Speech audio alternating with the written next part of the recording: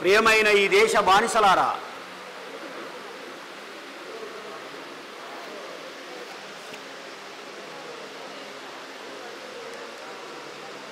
మీతో సహా బానిసనైన నేను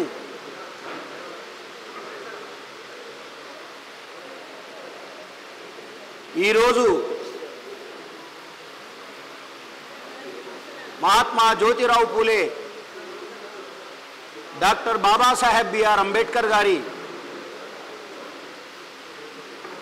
జన్మదినోత్సవాల సందర్భంగా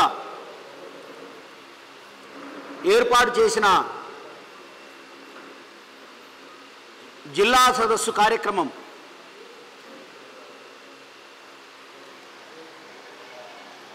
మనవాదాన్ని ఓడిద్దాం, రాజ్యాంగాన్ని గెలిపిద్దాం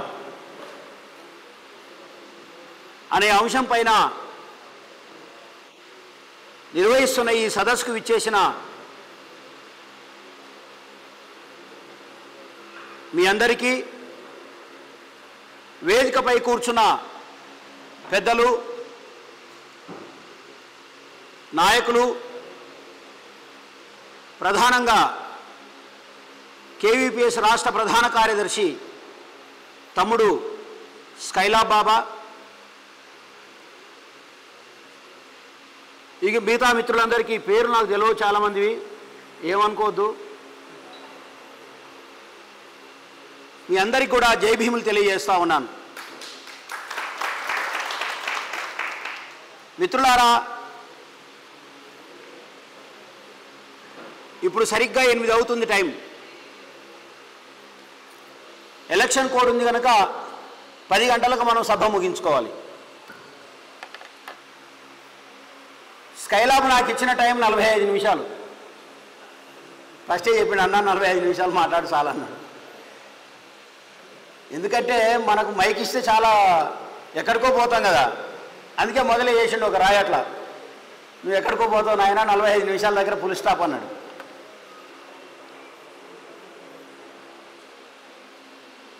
కాబట్టి 8:45కు నేను ముగించే ప్రయత్నం చేస్తా. ఆ తర్వాత మిగతా వాళ్ళు కూడా పెద్దలు ఉన్నారు కనుక వాళ్ళు కూడా మాట్లాడతారు. ఇక్కడ కూర్చున్న బ్యాచ్ ఒక డిఫరెంట్ బ్యాచ్. ఎందుకంటే చాలా బ్యాచ్లు ఎట్లుంటాయంటే ముఖ్య అతిథి మాట్లాడగానే వెళ్ళిపోతారు కదా, కానీ ఇక్కడ కూర్చున్న వాళ్ళు ఎవరు అట్లా పోయే బ్యాచ్ కాదని నాకు తెలుసు. నిబద్ధత కలిగిన నాయకులు మీరు. వృత్తి సంఘాలు అన్నారు అక్కడ, వృత్తి సంఘాలు, ప్రజానాట్య మండలి, ఆవాజ్, గిరిజన సంఘాలు, వీళ్ళెవ్వరున్నా సరే ఈ సంఘాల్లో పనిచేసే వాళ్ళు చాలా నిబద్ధత కలిగిన నాయకులని నేను నమ్ముతాను గుడ్డిగా. ఎందుకంటే నేను కూడా ఆ మూలాల నుంచి వచ్చిన వాడినే. మా తాత తెలంగాణ సాయుధ పోరాటంలో పోరాటం చేశాడు. 1946-47 ప్రాంతంలో 48 వరకు ఈ రంగారెడ్డి, నల్గొండ, మహబూబ్నగర్, వరంగల్ జిల్లాలో ప్రధానంగా దక్షిణ తెలంగాణలో జరిగిన తెలంగాణ రైతాంగ సాయుధ పోరాటంలో వీరోచితంగా పోరాడినటువంటి వాళ్ళలో మా తాత ఒకడు. కాబట్టి ఈ వారసత్వం నుంచి వచ్చిన వాడిని కనుక నేను బాగా అర్థం చేసుకోగలుగుతాను, నాకు తెలుసు కొంతమేరకు. కనుక మిత్రులారా, ఈరోజు మీరు నన్ను ఆహ్వానించినందుకు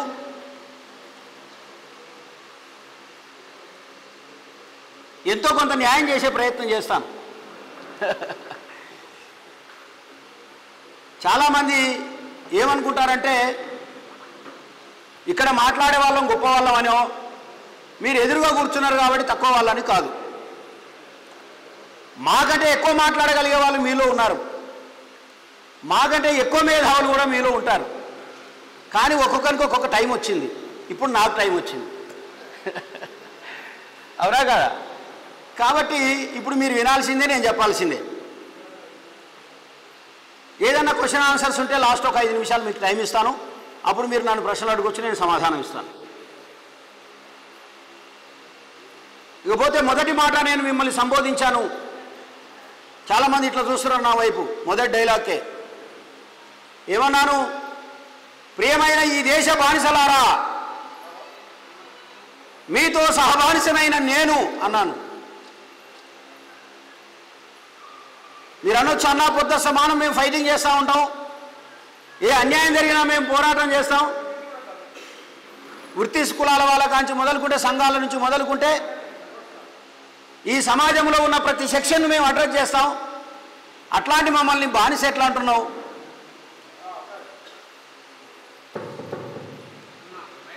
దయచేసి ఒక గంట సేపు ఫోన్ బంద్ పెట్టిరే, ఏం కాదు, చూసేపు ఫోన్ బంద్ పెట్టండి. ఏం లేదు, ఉట్టిదే. ఆ ఫోన్లో ఏం పస ఏముండదు నాకు తెలుసు. పట్టినా బాగా బిజీ ఉన్నట్టు ఫోన్ తీసుకొని బయటికి పోతాడు ఆయన. ఏం ఉండదు అందులో, ఉత్తదే. నేను చెప్తున్నా, నిజంగా మీకు ₹1,00,00,000 ఆదాయం వస్తే మీరు ఫోన్ మాట్లాడండి. నిజంగా ₹1,00,000 మీకు ఆదాయం వచ్చే ఫోన్ అదైతే కమ్యూనికేషన్ పక్కన పెట్టేసి ఫోన్ మాట్లాడవచ్చు. అట్లీస్ట్ 50,000 వచ్చే ఫోన్ అయినా ఫోన్ మాట్లాడండి. 10,000 వచ్చే ఫోన్ అయినా మీరు ఫోన్ మాట్లాడండి. ఏం ఉండదు నాకు తెలుసు. 7:30 అని అంటాడు, ఫోన్ చేస్తాడు ఆయన. ఏ మీటింగ్ అవుతుంది రాయడం ఉన్నా, ఏగా మీటింగ్ ఏమిటో రాయడం, మంచిగా వైన్స్ ఉంది, రెడ్డి వైన్స్, పొద్దునికి తెరవలేదు, ఇప్పుడే తెరిచిండ్రు రా అంటాడు. ఇక ఈయన ఆయన అంతా జమ అవుతారు. ఇక అది మధ్యరాత్రి అవుతుంది. అంతర్జాతీయ రాజకీయాలు, చైనా, రష్యా, వియత్నాం అక్కడనే ఉంటాయి. అసలు తెల్లారితే అధికారం వచ్చినట్టే మనకు అయిపోతుంది అనమాట కథ అంతా. ఇట్లాంటి ఫోన్లే ఎక్కువ ఉంటాయి మనకు, అయితే ఉండవని కాదు, కానీ బాగా ఇంపార్టెంట్ అయితే మాట్లాడండి. అది కూడా కొంచెం బయటికి పోయి మాట్లాడండి. ఎందుకంటే కొంచెం 4 ముచ్చట్లు మనం మాట్లాడుకోవడానికి కదా ఇక్కడికి వచ్చినాం. నన్ను పిలవడానికి ఆయన చాలా కష్టాలు పడ్డాడు, ఇంతకుముందే చెప్పిండు కదా, చాలా కష్టాలు పడి నెంబర్ దొరికించుకొని ఫోన్ చేసి, మళ్ళీ నేను ఆయన నమ్మక ఇంకొక ఆయనకు ఏమని చెప్పి, మరి నాకు నమ్మకస్తుడు కావాలి కదా. ఎందుకో తెలుసు, ఆయనతో మీటింగ్ పిలుస్తారు, అడిపోయినకి ఎవడు ఉన్నాడు, పైకి పిలిచేడు ఉన్నాడు, కిందికి పిలిచేవాడు ఉన్నాడు, యాది ఉండదు. ఇక అంత దూరం పోయి మళ్ళీ వెనకకు రావాలి.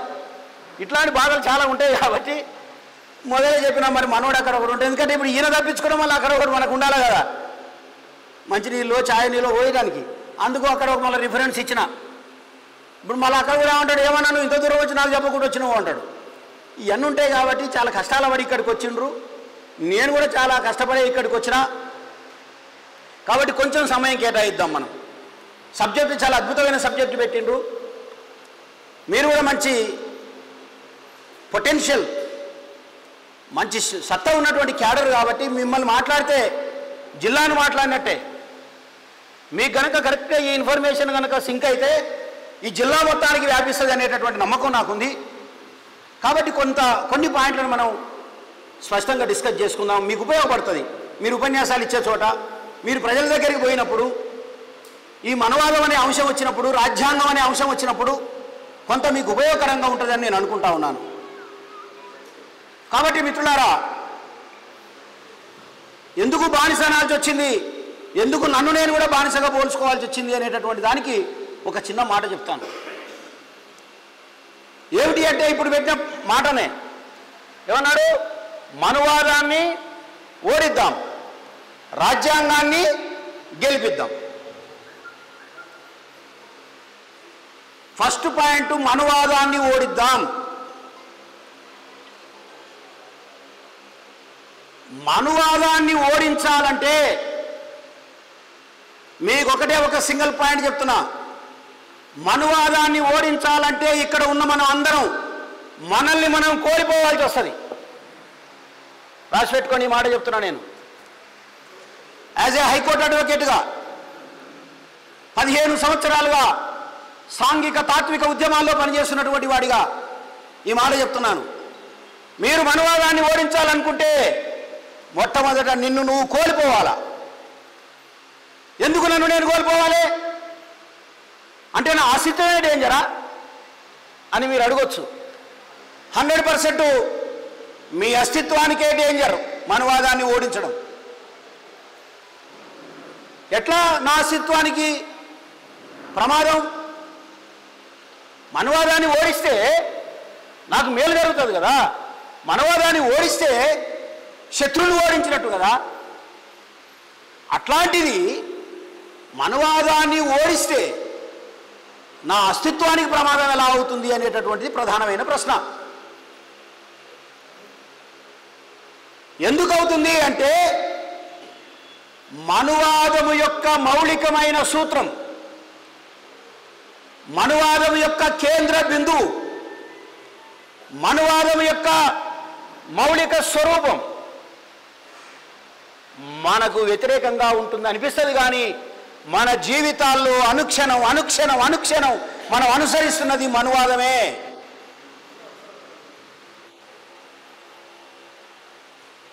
మీరు ఉదాహరణకు చూడండి,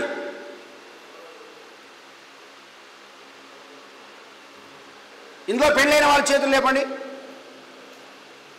పెళ్ళైన వాళ్ళు రైట్, మేజర్ అయింది. నేను ఇక్కడున్న పురుషులను అడుగుతున్నా ప్రశ్న, ఇక్కడున్న మగవాళ్ళని అడుగుతున్నా, నిజంగా చెప్పాలా, మీరు భోజనం చేసిన తర్వాత మీరు తిన్న కంచాన్ని మీలో ఎంతమంది తీసేస్తుంటున్నారు? మీ కంచాన్ని మీరే కడుక్కోవాలా? అట్లా తీసాల పక్కన పెట్టుడు కాదు, మీరు తిన్న కంచాన్ని మీరే కడుక్కునే వాళ్ళు ఎంతమంది ఉన్నారు ఇక్కడ? చాలా తక్కువ మంది కనబడుతారు. ఇక్కడ ఎక్కువ మంది ఉన్నారు నాయకులు కాబట్టి, చాలా తక్కువ మంది కనబడుతున్నారు. ఎందుకు ఇట్లా చెప్తున్నాను అంటే, మను ధర్మశాస్త్రం ప్రకారంగా the law of Manu code అన్నాడు. According to the law of Manu code, భర్తకు అన్ని రకాలైనటువంటి సేవలు అందించవలసింది ఎవరయ్యా అంటే భార్య. అంటే ఏంది? నువ్వు తింటే నీ కంచం కడగాలి, నువ్వు బట్టలు చేసిపోతే నీ బట్టలు ఉతకాల, ఉతికిన బట్టలుంటే ఇస్త్రీ చేసి పెట్టాలి. ఇప్పుడు రెండో ప్రశ్న, మీలో మీ బట్టలు ఉతుక్కొని ఇస్త్రీ చేసుకుంటున్న వాళ్ళు ఎంతమంది ఉన్నారు? అబద్ధాలు ఆడద్దు. మీ బట్టలు మీరే ఉతుకోవాలి, మీ బట్టలు మీరే ఇస్త్రీ చేసుకోవాలి. ఆఖరికి 2-3 వెలిగినాయి, అవునా కదా? సరే, ఇక్కడ కూడా ఒక 2-3 ఉన్నారు. పర్సెంటేజ్ ఎంత ఉంది అంటున్నా? అంటే మన బట్టలు మనం ఉతుకోవట్లేదు. ఎవరు ఉతకాలి? నీ వైఫ్ ఉతకాలి. ఉతకలేదు అనుకో, రాష్ట్ర నాయకుని కాంచి మా ప్రధాన కార్యదర్శి కాంచి కదిలేకిస్తున్న దాకా ఏమే బట్టలు ఉతకలేదు, ఎట్లా పోవాలి నేను? అవునా కదా? అవునా కదా? కౌమారే పిత్రా రక్షతి యౌవనే భర్తా రక్షంతి వార్ధక్యే పుత్రాః న స్త్రీ స్వతంత్రమర్హతి. అందుకే మనల్ని మనం కోల్పోవాల్సి వస్తుంది.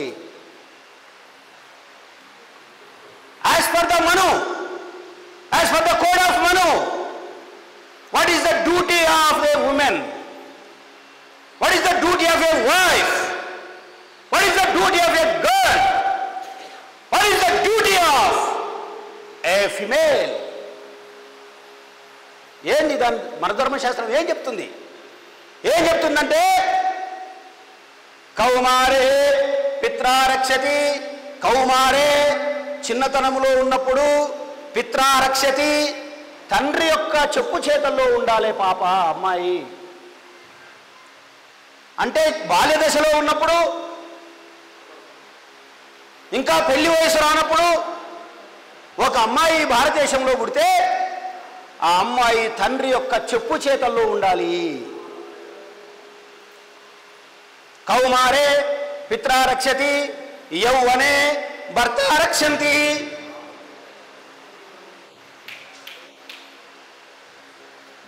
యౌవనే భర్త రక్షంతి. యవ్వనానికి వచ్చిన తర్వాత, పెళ్ళైపోయిన తర్వాత ఏమంటున్నాడు? భర్త రక్షంతి. భర్త యొక్క రక్షణలో ఉండాలి, భర్త యొక్క చెప్పు చేతల్లో ఉండాలి. వార్ధక్యే పుత్రాః, వార్ధక్యే ముసలితనానికి వచ్చినప్పుడు, అదే స్త్రీ ముసలితనానికి వచ్చినప్పుడు, వార్ధక్యానికి వచ్చినప్పుడు ఏం చేయాలి? పుత్రా రక్షతి, పుత్రుని యొక్క రక్షణలో ఉండాలి. చిన్నప్పుడేమో తండ్రి చెప్పు చేతల్లో, అంటే మగవాడే. వయసుకు వచ్చినాక భర్త చెప్పు చేతల్లో, మగవాడే. ముసలితనానికి వచ్చిన తర్వాత కొడుకు చెప్పు చేతల్లో, మగవాడే. ఓవరాల్గా ఒకటే మాట కొట్టేసి ఏం చెప్పినదంటే నా స్త్రీ స్వతంత్రం అర్హతి, నా స్త్రీ స్వతంత్రం అర్హతి. ఈ స్త్రీ అనేటటువంటి దానికి అధికారం ఇవ్వడం లేదు, స్త్రీ అనేటటువంటి దానికి స్వేచ్ఛ ఇవ్వడం లేదు. నా స్త్రీ స్వతంత్రం అర్హతి, స్త్రీకి స్వతంత్రం లేదు. ఇప్పుడు చెప్పండి, మన ఇళ్లలో మన భార్యలకు, మన బిడ్డలకు, మన తల్లులకు మనం ఏ మేరకు స్వతంత్రాన్ని ఇస్తున్నాము?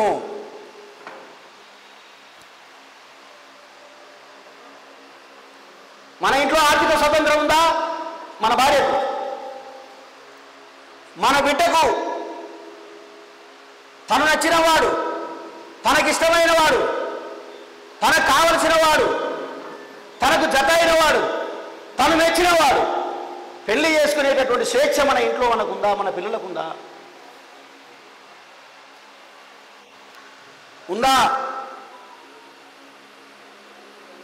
అందుకే చెప్పిన మనువాదాన్ని ఓడించడం అంటే మనలో మనం చాలా కోల్పోవలసి వస్తుంది. అందులో మొదటిది మన ఇంట్లో ఉన్న స్త్రీకి మనం స్వతంత్రాన్ని ఇవ్వగలగాలి, మన బిడ్డకు మనం స్వతంత్రం ఇవ్వగలగాలి, మన కోడలకు మనం స్వతంత్రం ఇవ్వగలగాలి, మన తల్లికి మనం స్వతంత్రం ఇవ్వగలగాలి. So called people are there who are following the code of Manu every day in their daily life. మనం అందరం మనువాదం నశించాలి, మను ధర్మశాస్త్రం అది కావాలి, ఇది కావాలి. కానీ ప్రతిరోజు మన జీవితంలో అడుగడుగున మనం ఆచరిస్తున్నది మను ధర్మశాస్త్రమే.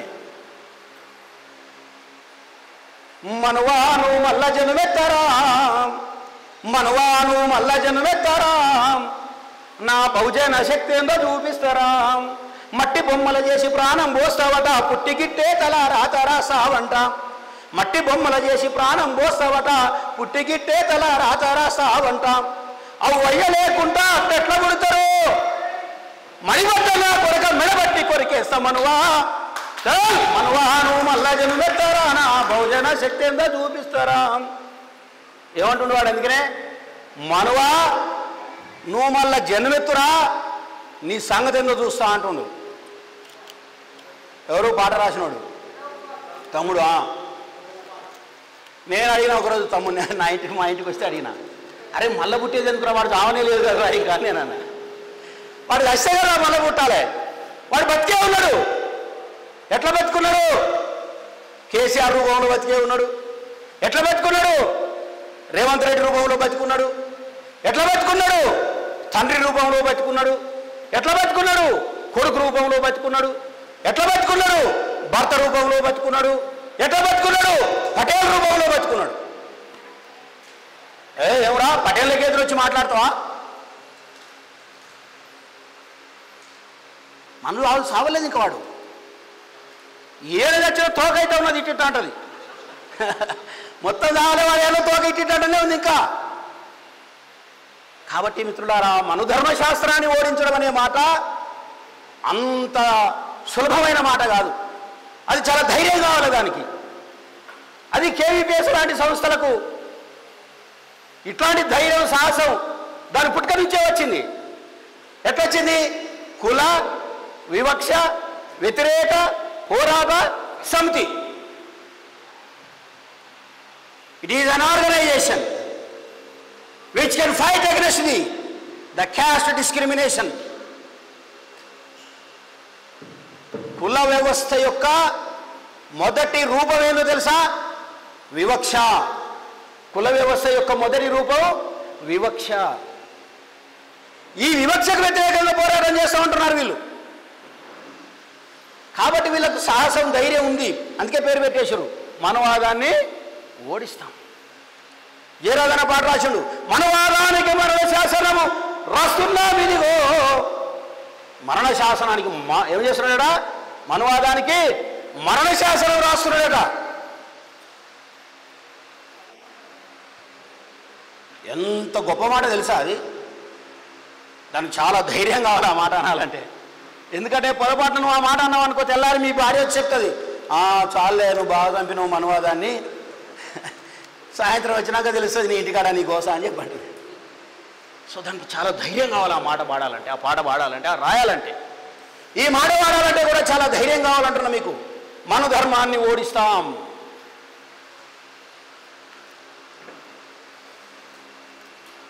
సరే, మనధర్మాన్ని ఓడిస్తాం, బాగుంది.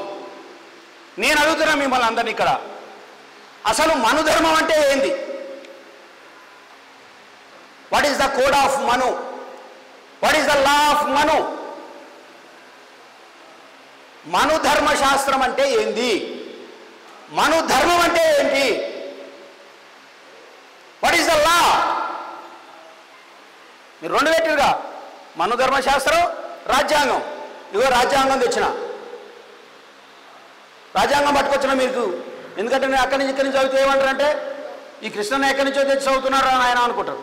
అందుకే డైరెక్ట్ పట్టుకొచ్చిన. ఎవిడెన్స్ ఉండాలి కదా. ఆ బంగారయ్య శర్మ అని ఒక ఆయన ఉంటాడు, టీవీ డిబేట్లో కూర్చునేది నాతోనా. నేను శ్లోకాలు చదువుతుంటే అది అందలేదు, అందులో లేదు, అందులో లేదు అంటాడు. నేనే పుస్తకం పట్టుకపోకపోతుంటే మనకు నోటికి వస్తాయా. రెండోసారి ఏం చేసిన, బుక్ పట్టుకుపోయినా. ఎప్పుడైతే లేదనో పుస్తకం తీసిన, ఇక చూడు చదువుకోని చెప్పిన. ఇక మను ధర్మశాస్త్రం కూడా పట్టుకొచ్చిన. మను ధర్మశాస్త్రం, at the same time the constitution of India. చాలా కీలకమైన అంశాన్ని పెట్టింది మీరు చర్చకి. ఇవాళ ఈ దేశంలో జరగాల్సిన చర్చ ఇది, ఈ రాష్ట్రంలో జరగాల్సిన చర్చ ఇది, మన కుటుంబాల్లో జరగాల్సిన చర్చ ఇది, మన సంస్థల్లో జరగాల్సిన చర్చ ఇది. ఒకప్పుడు కమ్యూనిస్ట్ పార్టీల్లో మన ధర్మశాస్త్రం మీద చర్చ జరగాలంటే కష్టంగా ఉండేది. మీకు తెలుసో తెలియదు. ఏందే ధర్మశాస్త్రం, మన ధర్మం మీద ఇక్కడేందా ప్రశ్న? కుల వ్యవస్థ మీద చర్చ జరగాలంటే, ఈవెందో విప్లవ పార్టీల్లో, పీపుల్స్ వార్ గ్రూప్ కంటే ముందున్న సిపిఐఎంఎల్ పార్టీల్లో కూడా అనేక గ్రూపుల్లో కులం అనే దాని మీద చర్చ పెట్టాలంటే చాలా భయంగా ఉండేది. అసలు ఒప్పుకునేవాళ్ళు కాదు, రిజెక్టెడ్ అంతే. కానీ ఇవాళ అటు విప్లవ పార్టీల నుంచి మొదలుకొని ఇటు వామపక్ష పార్టీల వరకు కులాలపైన చర్చ జరుగుతుంది. అన్నిటికీ మించి మను ధర్మశాస్త్రం లాంటి పుస్తకాల మీద చర్చ పెడుతున్నారు. ఇది ఆహ్వానించదగినటువంటి పరిణామం. మన వాళ్ళకు చాలామంది ఏమనుకుంటారంటే, ఒక ఎమ్మెల్యేని గెలిపిస్తే వాడు గొప్పోడు అనుకుంటారు, లేకపోతే ఒక ఎంపీని గెలిపిస్తే వాడు గొప్పోడు అనుకుంటాడు, వాడు మంత్రి అయితే ఫైనల్ అనుకుంటాడు. నేను అడుగుతున్నా, పెరియార్ రామస్వామి నాయకర్ ఎన్నిసార్లు ఎమ్మెల్యే అయ్యాడు? పెరియార్ రామస్వామి నాయకర్ ఎన్నిసార్లు ఎంపీ అయ్యాడు? పెరియార్ రామస్వామి నాయకర్ ఎప్పుడైనా మంత్రి అయిందా? కానీ యావత్ భారతదేశంలో మనధర్మశాస్త్రాన్ని, మతోన్మాద శక్తులను, బ్రాహ్మణవాదాన్ని కూకటి వేళ్లతో సహా పీకేసేటటువంటి అద్భుతమైన ఫిలాసఫీ తయారు చేశాడు పెరియార్ రామస్వామి నాయక్. ఎంతమంది ఎమ్మెల్యేలు కాలేదు, ఎంతమంది ఎంపీలు కాలేదు, వాళ్ళ పేరు ఎవరైనా చెప్తున్నాడా? లేదు. మహాత్మా జ్యోతిరావు పూలే అద్భుతమైన బొమ్మ పెట్టారు మీరు. ఒకప్పుడు వామపక్ష పార్టీలో మహాత్మా పూలే బొమ్మ పెట్టేవాళ్ళమా? చర్చ జరిగేదా? మా దగ్గర ఒక హాల్ ఉంటుంది, కమ్యూనిస్ట్ హాల్. అందులో నేను అంబేద్కర్ జయంతి పెట్టడానికి ప్రయత్నం చేస్తే, లెటర్ పెట్టాలి ఫస్ట్, మనకు ఒక ఫార్మాలిటీ ఉంటుంది కదా, మనకు లెటర్ పెట్టాలి. లెటర్ పెట్టినా వాళ్ళు రిజెక్టెడ్ అన్నారు. నేను చాలా చెప్పి, ఎందుకు సార్ అంబేద్కర్ మీద మనం చేయొచ్చు కదా అంటే, నో నో నో, అది ఉపరితల అంశం నాయన, కులం అనేది ఉపరితల అంశం, ఉపరితల అంశాల మీద చర్చ అక్కర్లేదు అన్నాడు. కానీ ఇవాళ నేను నిజంగా అభినందిస్తున్నాను మా స్కైలాబ్ బాబాని. ఎందుకో తెలుసా? అద్భుతమైనటువంటి ఫిలాసఫర్స్ను ఇవాళ నెత్తికెత్తుకోవాల్సినటువంటి చారిత్రక అవసరాన్ని అటు కమ్యూనిస్టు పార్టీలకు, ఇటు దాని అనుబంధ సంఘం అయిన కేవీపీఎస్కు ఏకకాలంలో మీరు పంపించగలుగుతున్నారు. ఇది చారిత్రకమైన ఆహ్వానించదగిన అంశం. పూలే ఎన్నిసార్లు ఎమ్మెల్యే అయింది? పూలే ఎన్నిసార్లు ఎంపీ అయింది? పూలే ఏ ప్రభుత్వంలో మంత్రి అయ్యాడు? अरे पागल है क्या तुम? मैं एमएलए बना, तू एमपी बने, क्या रे? ఏ సమాజమైతే బ్రాహ్మణీయ మనవాద శక్తుల కబంధ హస్తాల్లో ఇరుక్కుపోయిందో ఆ సమాజాన్ని నీదైన జ్ఞానంతో నీకున్న మేధో బలంతో దాన్ని కూకటి వేలతో సహా పెకిలించగలిగే పోరాటం 1% చేసిన you are the real historian of the country. ఆడు ఎమ్మెల్యే పోయి అసెంబ్లీలో కూర్చొని ఆవలిసి ఏం చేయాలి అవన్నీ? కాంశీరామ్ చెప్పేవాడు, ఈ ఎస్సీలు ఎస్టీలు బీసీల నుంచి గెలిచే ఎమ్మెల్యేలు ఎంపీలు అసెంబ్లీకి పోనే పోరు, ఒకవేళ పోయినా చివరి బెంచ్లో కూర్చుంటారు. చివరి బెంచ్లో కూర్చున్నా అక్కడన్నా సరిగ్గా చేస్తారో అది కూడా లేదు. చివరి బెంచ్లో కూర్చొని ఏం చేస్తారట? ఆవలిస్తారట. నిజమిది. ఒక పక్క కేసీఆర్ రాజ్యాంగాన్ని మారుస్తా అంటున్నాడు, మరొక పక్క మోడీ రాజ్యాంగానికి ఆల్టర్నేట్గా హిందూ ధర్మశాస్త్రాన్ని రాసుకొస్తున్నాడు. బుక్ వచ్చేసింది ఆల్రెడీ.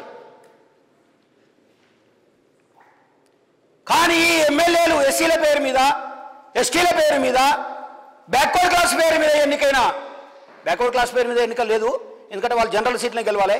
కనీసం ఎస్సీ ఎస్టీ ఎన్నికల నుంచి వచ్చిన వాళ్ళైనా ఏ రోజన్నా అటు కేసీఆర్ని కానీ ఇటు మోడీని కానీ అసలు భారత రాజ్యాంగాన్ని ఎందుకు మారుస్తావురా నాయన అని అడిగేవాళ్ళు ఉన్నారా? పైపెచ్చు మనం దానికి వ్యతిరేకంగా పోరాటం చేస్తుంటే టీవీల్లోకి వచ్చి నిస్సిగ్గుగా ఏం మాట్లాడారు తెలుసా? వీళ్ళంతా భారత రాజ్యాంగాన్ని మారిస్తే తప్పేంది, భారత రాజ్యాంగాన్ని మారిస్తే తప్పేంది అని అడిగారు. What a shame, what a shame. ఎందుకు మీకు చెప్తాను. 1960వ దశకం 70వ దశకంలో సమితి ఎలక్షన్లు వచ్చినాయి, అంతేనా? పంచాయతీ సమితి ఏమంటారు దాన్ని? అప్పుడు ఇది సమితి ఎలక్షన్ కదా, పంచాయతీ సమితి ఎలక్షన్స్ వచ్చినాయి. సమితి ఎలక్షన్స్లో 82లో మండలం వచ్చింది. సమితి ఎలక్షన్స్లో రిజర్వేషన్లు లేవు. రిజర్వేషన్లు లేకపోతే ఎలక్షన్ జరిగింది. ఆ ఎలక్షన్స్లో మొత్తం ఎంటైర్ ఆంధ్రప్రదేశ్లో గెలిచినటువంటి సమితి ప్రెసిడెంట్లు అంతా ఎవర్రా అంటే బ్రాహ్మణ్, బనియా, క్షత్రియ కులాల వాళ్ళు. ఒక్క బ్యాక్వర్డ్ క్లాసు అంటే బీసీ సమితి ప్రెసిడెంట్ కాలే, ఒక ఎస్సీ సమితి ప్రెసిడెంట్ కాలే, ఒక షెడ్యూల్ ట్రైబ్ సమితి ప్రెసిడెంట్ కాలే. దీన్ని బట్టి మనకి ఏమర్థం కావాలి అంటే రిజర్వేషన్లే గనక లేకపోతే మన బతుకులు ఇక్కడ రోడ్ల మీద చింపి విసిరి పారేసిన విస్తారాల కంటే దరిద్రంగా ఉంటాయి. ఇంత గొప్ప టాస్క్ నిర్వహించిన భారత రాజ్యాంగాన్ని మారిస్తే ఏమవుతుంది అని ఎస్సీ ఎస్టీ రిజర్వేషన్ సీట్లలో గెలుపొందినటువంటి నాయకులు సిగ్గు లేకుండా మాట్లాడతారు.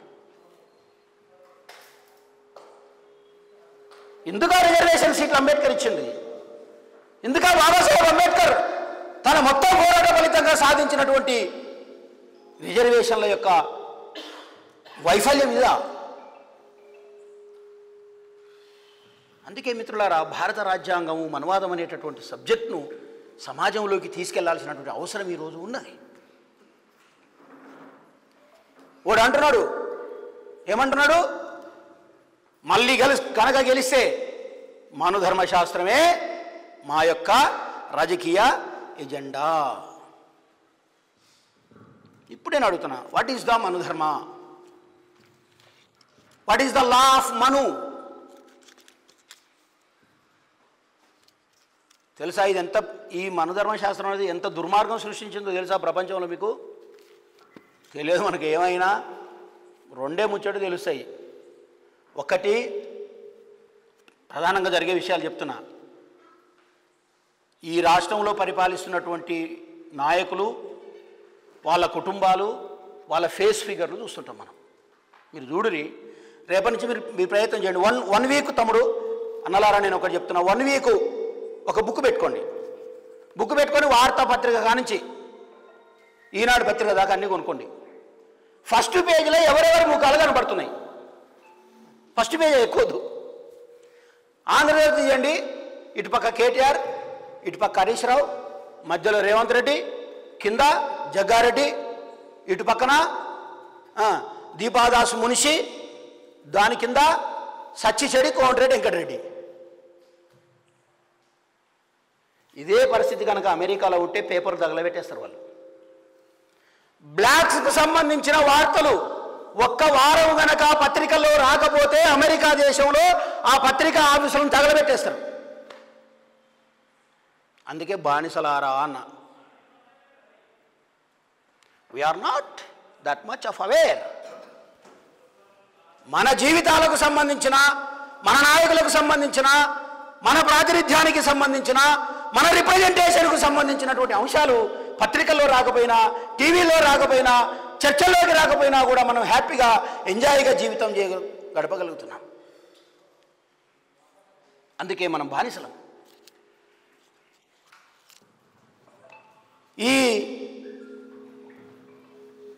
మీరు చూడండి, మొన్న 2023లో ఎలక్షన్ అయింది, అసెంబ్లీ ఎలక్షన్ అయింది. 23 కదా, 23లో అసెంబ్లీ ఎలక్షన్ అయింది. ఈ 23లో జరిగిన అసెంబ్లీ ఎలక్షన్లో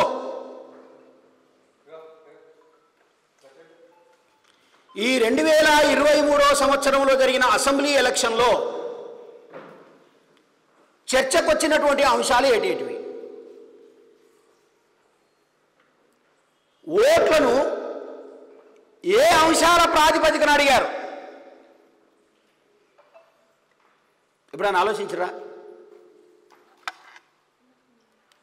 ఒక్కటి ప్రధానమైన అంశం ఏంటంటే కేసీఆర్ దోపిడీ చేసిండు, కేసీఆర్ దోపిడీ చేసిండు, కేసీఆర్ దోపిడీ చేసిండు అని రేవంత్ రెడ్డి, ఆయన కాంగ్రెస్ పార్టీ ఇదే మాటల్ని 24 అవర్స్ ప్రసారం చేస్తూ లైమ్ లైట్లోకి వచ్చింది. అంతేనా? రేవంత్ రెడ్డి ఏ రోజన్నా, లేకపోతే ఆ కాంగ్రెస్ పార్టీ ఏ రోజన్నా ఈ ఎలక్షన్స్లో రాబోయేటటువంటి రోజుల్లో ఎవరైనా కులాంతర వివాహాలు చేసుకుంటే అటువంటి వాళ్లకు రక్షణ కల్పిస్తాం, వాళ్ళను చనిపోకుండా చూస్తాము అని చెప్పేసి చర్చ జరిగిందా? ఈ రంగారెడ్డి జిల్లా, హైదరాబాద్ కానుకొనున్న ఈ రంగారెడ్డి జిల్లాలో బోనాల పండుగ జరిగితే, ఈ రంగారెడ్డి జిల్లాలో అలావా చుట్టూ తిరుగుతుంటే, ఈ రంగారెడ్డి జిల్లాలో ఎవరైనా ఒక పిల్లవాడు చదువుకున్నవాడు గుడికి పోతే వాణ్ణి ఘోరాతి ఘోరంగా అవమానించి బయటికి పంపిస్తున్నప్పుడు అది మళ్ళీ ఎలక్షన్లో చర్చకు వచ్చిందా?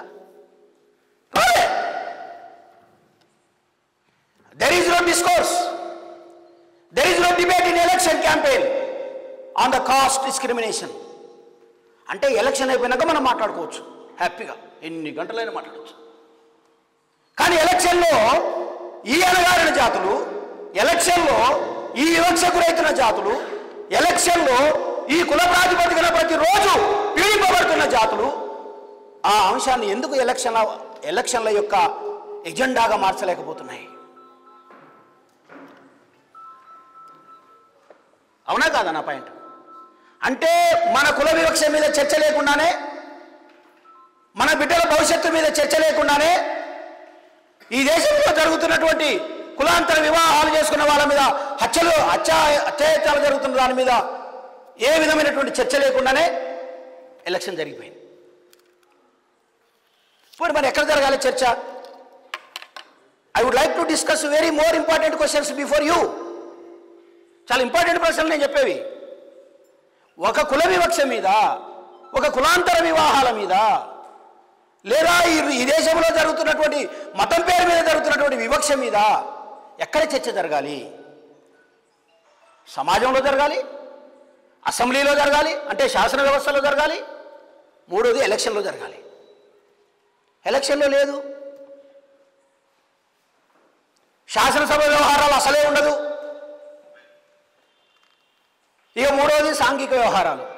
సాంఘిక వ్యవహారాల్లో చర్చ జరిగితే నాలాంటి వాడు ఎవరైనా మాట్లాడితే కార్నర్ చేసేసి వీడు హిందూ మతానికి వ్యతిరేకి, వీడు దేవుళ్ళకు వ్యతిరేకి, వీడు ఇంకో దానికి వ్యతిరేకి అని చెప్పేసి ఒక ముద్ర వేసి వాడిని పిచ్చుకుక్కని చేసే ప్రయత్నం చేస్తా ఉన్నారు.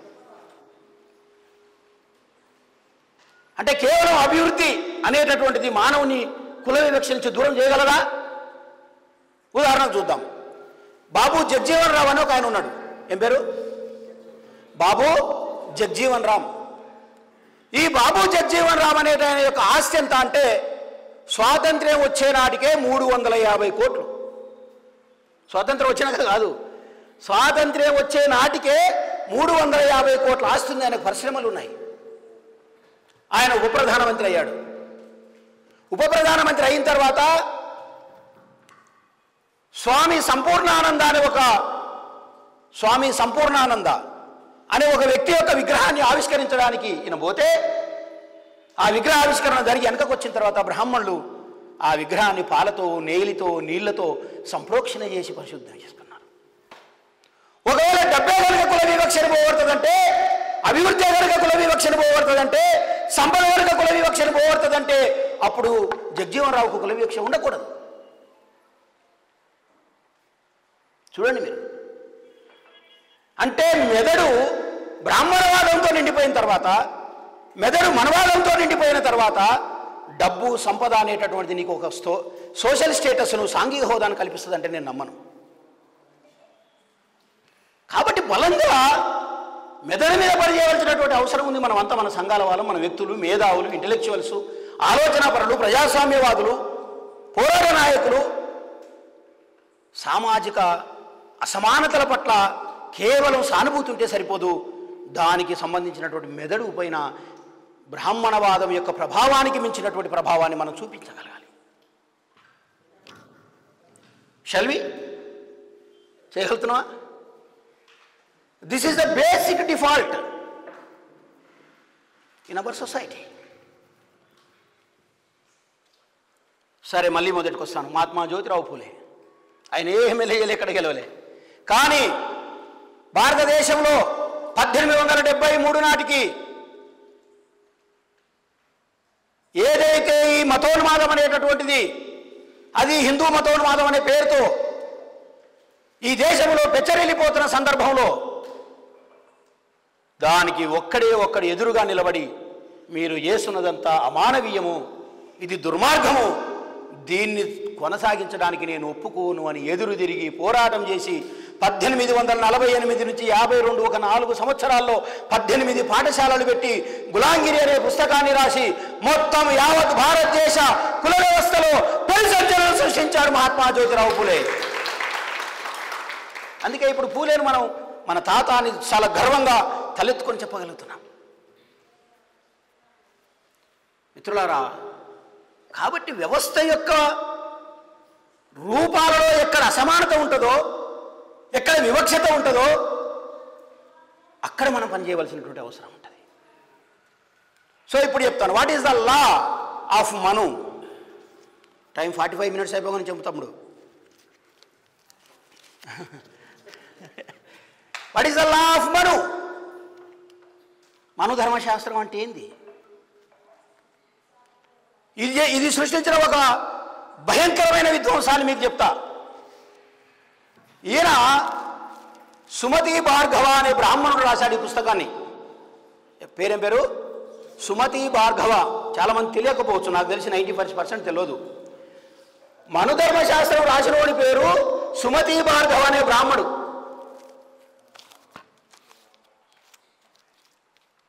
వాడు చిత్పవన బ్రాహ్మణుడు. చిత్పవన బ్రాహ్మణుడు అంటే ఉండరా ఎవరన్నా ఇలా ఏమో పడవ ఏమో ఉంటా ఎట్టుంటుంది అంటే మనమేమో చరిత్ర క్రమం చెప్పుకుంటూ పోతుంటాం. చరిత్ర క్రమం చెప్పుకుంటూ పోతుంటాము. వాళ్ళు ఏమనుకుంటాడు, మాకు వ్యతిరేకంగా మాట్లాడుతున్నాను అనుకుంటారు. నేను వాళ్ళకి వ్యతిరేకంగా చరిత్ర యొక్క క్రమం చెప్తాం మనం అంతే. ఎక్కడెక్కడ అన్యాయం జరిగింది, ఏం జరిగిందో చెప్పినప్పుడు రెడ్లను వాడాల్సి వస్తుంది, బ్రాహ్మణులను వాడాల్సి వస్తుంది, ఆఖరికి మాలవాది గోళాల్లో ఎవరైనా చేస్తే వాళ్ళ పేరు కూడా చెప్పాల్సి వస్తుంది. అది ఒకళ్ళ వ్యతిరేకంగా కాదు, అది అర్థం చేసుకోవాలి మిత్రులారా. రైట్, ఎక్కడున్నా నేను? ఈ పుస్తకాన్ని సుమతి భార్గవుడు రాస్తే ఇదే పుస్తకాన్ని ప్రొఫెసర్ నీచే అనేవాడు ఇంగ్లీష్లోకి ట్రాన్స్లేషన్ చేశాడు. ప్రొఫెసర్ నీచే సుమతి భార్గవ సాంస్క్రిట్లో రాశాడు. కొన్ని వందల సంవత్సరాల తర్వాత ఈ ప్రొఫెసర్ నీచే అనేవాడు ఈ పుస్తకాన్ని ద జెంటు లా ఆఫ్ మను అని రాస్తాడు. ద జెంటు లా ఆఫ్ మను. అనే పుస్తకాన్ని రాస్తే ఆ పుస్తకాన్ని ఏం చేశారంటే ఒక లైబ్రరీ ఏమంటారు దాన్ని మ్యూజియంలో పెట్టారు. ఈ మ్యూజియంలో పెట్టినప్పుడు పోయి ఆ పుస్తకాన్ని ఎవరు చూసిండంటే హిట్లర్ చూసిండు. అరే ఏదో మంచి పుస్తకం ఉంది, ఏం పుస్తకమయ్యా అన్నాడు. ఈ పుస్తకం ఇక వాడు అడిగినప్పుడు ఇస్తారు కదా, ఇచ్చాడు. అది తీసుకొని పోయి జైల్లో ఉన్నప్పుడు కూర్చొని చదవడం మొదలుపెట్టినాడు. అందులో ఏముంది?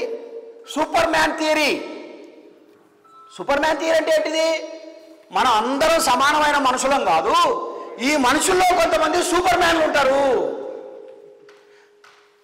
ఆ సూపర్ మ్యాన్ ఎవడే అంటే అక్కడే వాడు జర్మన్ అన్నాడు, ఇక్కడనేమో మనం బ్రాహ్మణులు అంటాం. ఏమంటాం ఇక్కడ మనం? బ్రాహ్మణులు. వర్ణానాం బ్రాహ్మణో గురు, వర్ణానాం వర్ణాలన్నింటిలో బ్రాహ్మణుడు గురు గురు, వర్ణానాం బ్రాహ్మణో గురు. ఏమంటున్నాడు? వర్ణాలన్నిటికంటే గొప్పవాడు ఎవడు? బ్రాహ్మణుడు. ఎవరి బ్రాహ్మణుడు? ఈ బ్రాహ్మణుడు మామూలు విషయం కాదు. ఈ బ్రాహ్మణుడు అంటే దేవుళ్ళ కంటే పైన.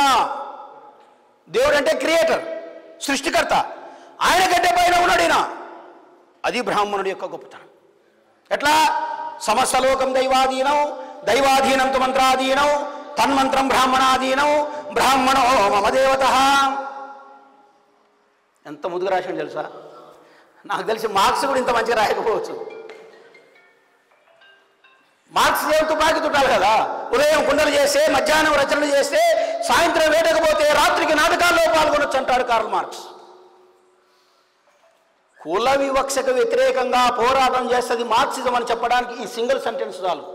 ఉదయం కుండలు చేస్తే అంటే ఉదయం పూట కుమరాయన, మధ్యాహ్నం రచనలు చేస్తే మధ్యాహ్నం రైటరు, ఆయన రైటర్ ఇక్కడ కూర్చుండు రైటరు, సాయంత్రం వేటకపోతే ట్రైబు, రాత్రికి నాటకాల్లో పాల్గొనొచ్చు ఆర్టిస్టు. అంటే మనిషి అనేవానికి కులం లేదురా అని చెప్పేశాడు సింపుల్గా. కానీ మనుధర్మశాస్త్రం చెప్తున్నది సమస్త లోకం దైవాధీనం, ఈ లోకమంతా దేవుని యొక్క ఆధీనంలో ఉన్నది. లోకం అంటే ప్రపంచం అంటే 180 దేశాలు, 200 దేశాలు. ఈ 200 దేశాలు కలిస్తే ఒక భూమి. అది కూడా ఎంత? 75% నీళ్లు, 25% భూమి. ఈ 25% భూమిలో 200 దేశాలు, ఇదంతా కలిపితే భూమి. ఇట్లాంటి భూములు ఎన్ని ఉన్నాయా మన పాలపుంతలో అంటే 1 × 10⁻11. ఒకట్లు, పదులు, వందలు, వేలు, 10,000, లక్ష, 10 లక్షలు, కోట్లు, 10 కోట్లు, ట్రిలియన్, బిలియన్, ఇక నీకు ఎన్ని ఉండేవు? అట్లాంటి పాలపుంతలు ఎన్ని ఉన్నాయా ఈ విషయంలో అంటే మళ్ళీ 1 × 10⁻11. అంటే భూమి లాంటి గ్రహాలు, ఉపగ్రహాలు, నక్షత్రాలు ఈ మొత్తం విశ్వంలో ఎన్ని ఉన్నాయిరా అంటే 1 × 10⁻22. ఒకట్లు, పదులు, వందలు, వేలు, 10,000, లక్ష, 10 లక్షలు, కోట్లు, ట్రిలియన్, బిలియన్, 100 బిలియన్, 200 బిలియన్, 500, లెక్కలేదు. వీటన్నిటి మీద దేవుడు ఉన్నాడు. మనకు నమ్మాలనిపిస్తుంది కదా అప్పుడప్పుడు, నిజమే కావచ్చు. ఒక నాస్తికుల సభ నడుస్తుందట, అయిపోయినాక బయటకు వచ్చినట్టు ఆయన. ఈయన పోలే. అరే మన తిరుపతిలో సభ జరిగింది కదా మన నాస్తికులది, ఎట్లా జరిగిందిరా అని అడిగినట్ట. మన నాస్తికుల సభ ఎక్కడ జరిగింది? తిరుపతిలో జరిగింది. ఎట్లా జరిగిందిరా అన్నట. ఆడన్నాడట, ఆ దేవుని దయ వల్ల చాలా మంచిగా జరిగింది అన్న అన్నాడట. సభ ఏమో నాస్తికులది, వీడు చెప్పింది ఆ దేవుని వెంకటన్న తిరుపతి వెంకన్న దయ వల్ల మంచిగా జరిగిందన్న అన్నాడట. అప్పుడప్పుడు మన సిపిఐ నారాయణ లాంటి వాళ్ళు కొడుకుల పెళ్ళిళ్ళు అయ్యేటప్పుడు జెండాలు వేసుకొని, తాత్కాలిక జెండాలు వేసుకొని, టెంపరీ బేసిక్ మీద జెండాలు వేసుకొని బాబునాయన పక్కన కూర్చొని పెళ్లి చేయించుకుంటారు. లాజిక్ అవునా కదా?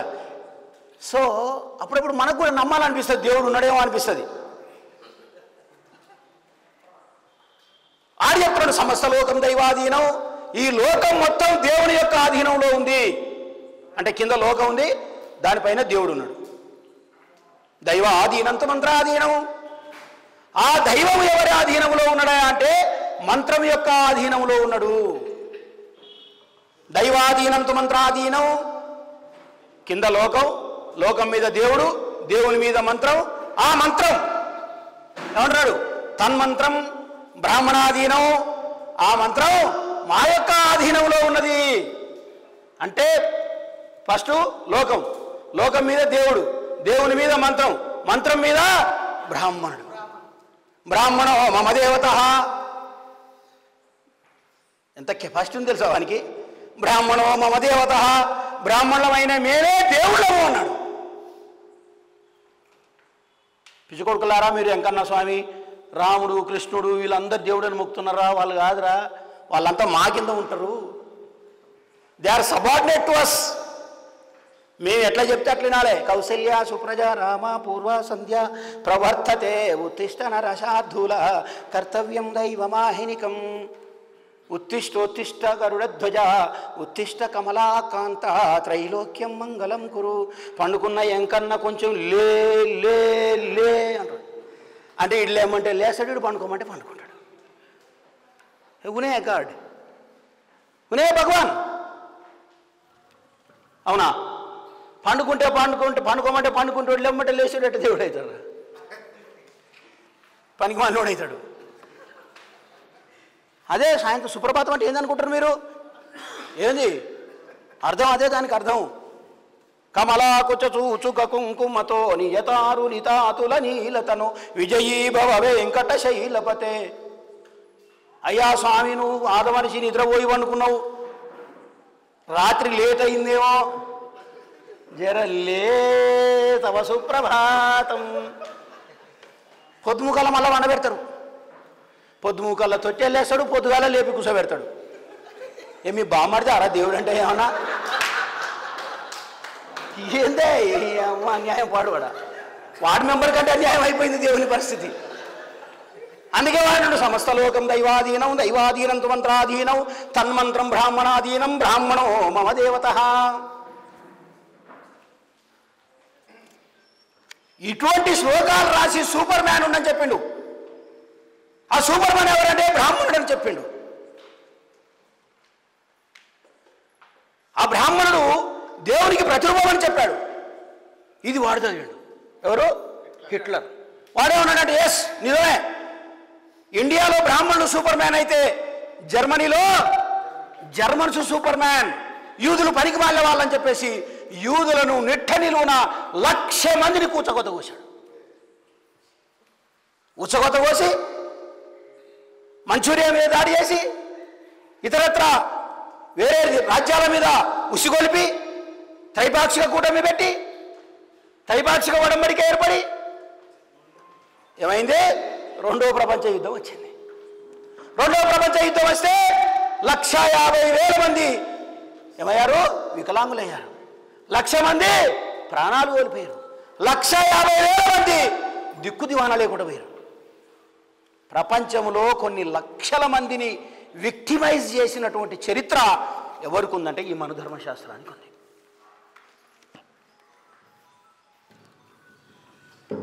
ఎంత దుర్మార్గం క్రియేట్ చేసింది కదా. మరి ఏంది మనుధర్మశాస్త్రం అంటే? ఈ మనుధర్మశాస్త్రం అంటే ఏమిటంటే, number 1 insult, number 2 injury. What is the basic principle of Manudharma Shastra? What is the basic principles of Manusmriti? మనుస్మృతి యొక్క ప్రాథమికమైన మౌలికమైన కేంద్రక అంశం ఏంటంటే ఇన్సల్ట్ ఆర్ ఇంజురీ. ఇన్సల్ట్ అవమానించు, ఇంజురీ అవమానించినా కూడా వాడు లొంగకపోతే వాడిని గాయపరచు. ఏం చేయాలి? అవమానించాలి, లేకపోతే గాయపరచాలి. చూద్దాం ఏం చేసిందో.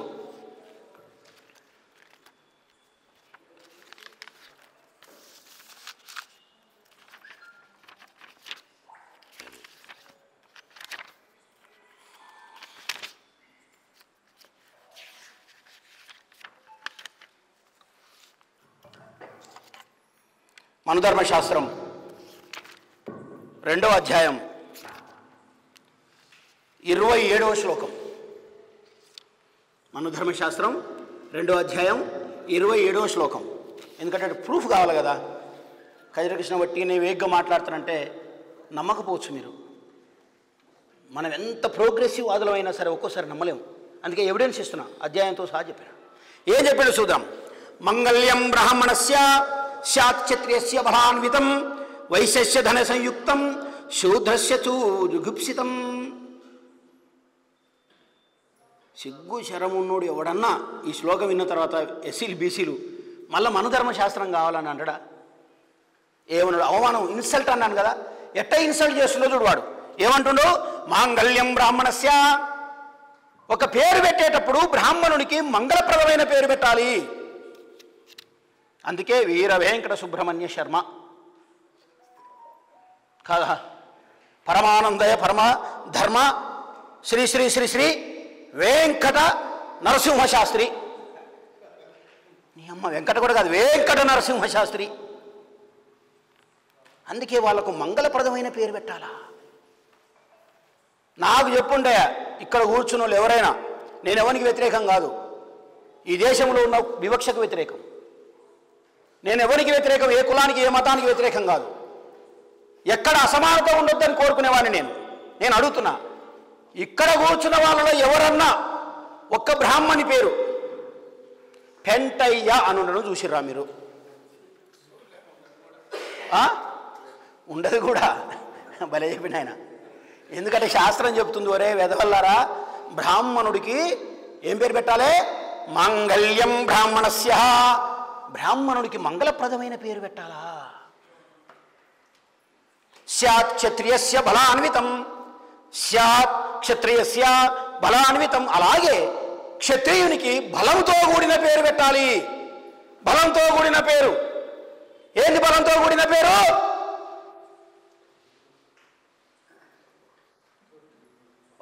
వాళ్ళ రాజులకు ఉండేటటువంటి బలమైన పేరు ఎట్లా ఉంటాయో చూడండి. శ్రీరాముడు. శ్రీ అంటే లక్ష్మి, అవునా?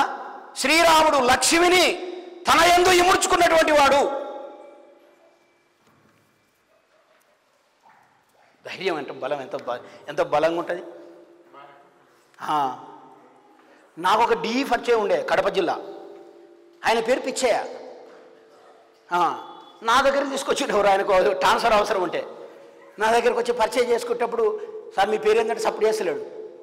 సార్ మీ పేరు, నా పేరు కదిరకృష్ణ సార్, మీ పేరు ఏంటంటే సప్పుడు చేస్తలేదు. ఎందుకంటే ఆయనకు అవమానం అనిపిస్తుంది. మంచిగా పాయింట్ గింటి మంచిగా వేసిండు, టక్కేసిండు, నీట్గా 10,000 రూపాయల డ్రెస్ ఉంది ఆయన ఒంటి మీద. పేరు చెప్పమంటే చెప్తలేడు. పక్కన ఉన్న ఆయన చెప్పిండు, సార్ ఈయన పేరు పిచ్చయ్య సార్ అని. అమ్మ నా కొడకల్లారా, ఆఖరికి పిచ్చయ్య శర్మ అని ఉందా ఏమనుకన్నా చెప్పు. పిచ్చయ్య ఉంటే పక్కన శర్మన్న పెట్టుకున్నాను ఉండా ఎవడన్నా? లేడే. మనోని పేరు బొందయ్య, పెంటయ్య, ఎల్లిగా. ఎల్లయ్య ఎక్కడిది? ఎల్లిగా, మల్లిగా, బొందలోడా, కర్రోడా. కర్రోడా అంటాడు. అంటే వీడు ఎర్రగుంటానికి వీళ్ళు ఒకవేళ పొరపాటున ఎర్రగుంటే ఎర్రోడా. అమ్మ నా కొడుకులా, మాకు పేర్లే కరువైనాయారా ఈ దేశంలో.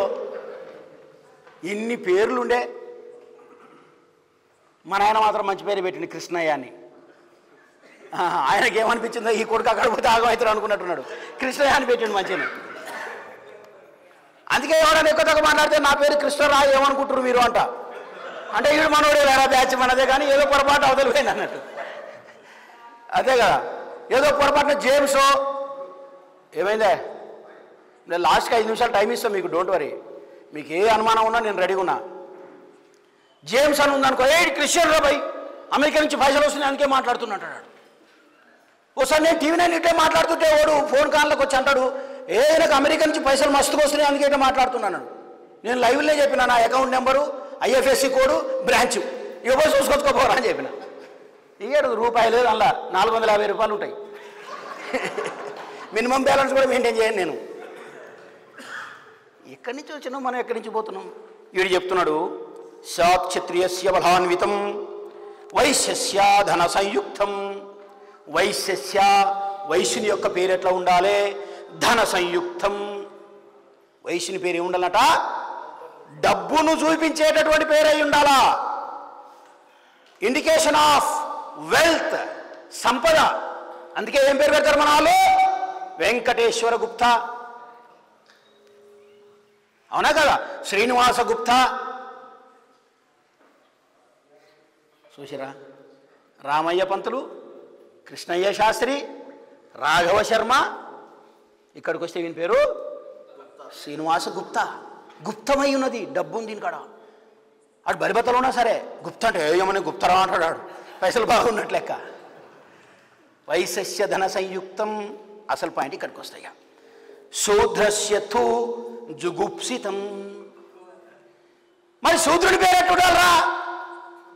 తు జుగుప్సితం, ఆ పేరు వినగానే ఏం చేయాలి? జుగుప్స పుట్టేటట్టు ఉండాలి పేరు. అందుకే పెంటయ్య, పిచ్చయ్య, ఎల్లయ్య, ఇంకా మల్లిగాడు, బొందలోడు, ఎర్రోడు, కర్రోడు, ఈ పేర్లు. ఎంత దుర్మార్గం చూసి రాయడు. మా ఇంటి పక్క, మా ఊరి పక్కన ఒక ఊరు ఉంది, వాళ్ళ ఇంటి పేరు కుక్కలోడు. నాకు భలే ఆశ్చర్యం. నాకు కూడా తెలియదు, వాడు కార్డు తీసుకొచ్చి ఇచ్చిండు మా ఇంటికి. నేను ఆలోచిస్తే కుక్కల వారి పెళ్లి పిలిపోతుంది. ఏమన్నా విలువ ఉంటుంది ఆడే మనిషికి. మనిషి తెచ్చిండు, మనిషి గంగరపోయిండు, కుక్కల వారి పెళ్లి పిలుపట.